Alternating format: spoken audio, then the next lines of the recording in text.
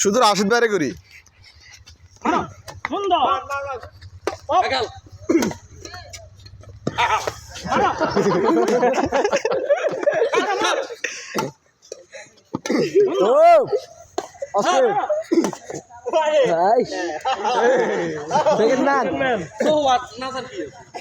খেলা খেলে দি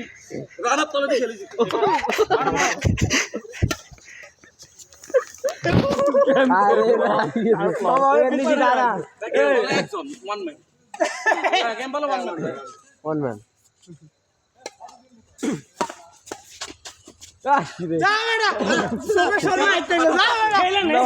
চুরি করবি কেন